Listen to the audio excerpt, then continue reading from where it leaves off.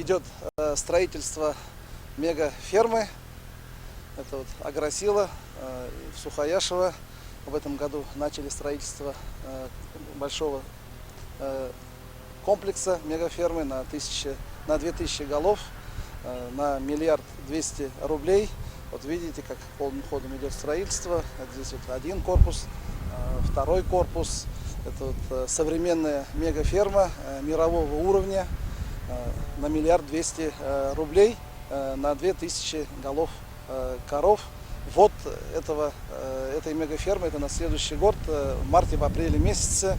Поэтому здесь вот посмотрели, как идет работа.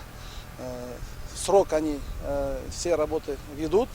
Сейчас вот полностью идет комплектование и кадрами. Около 70 рабочих мест будет. Это и наши ветеринарные врачи, зоотехники, доярки.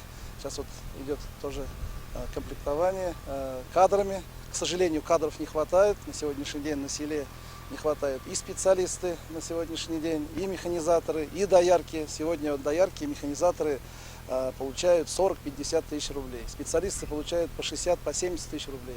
Но, к сожалению, в сельском хозяйстве вот уже последние годы, конечно же, кадры не хватает. Поэтому именно вот сейчас вот мы ведем работу в школах, встречаемся с родителями, с выпускниками, говорим о том, что нужно поступать в ветеринарную академию, в аграрный университет.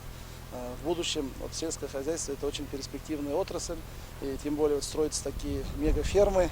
Вот у нас в Актюбе мегаферма уже 3 года работает. Сегодня в сутки надают 80 тонн молока, почти 30 килограммов на одну корову. Сегодня там доярки получают 50-60 тысяч рублей. Это зарплата практически как у нефтяников.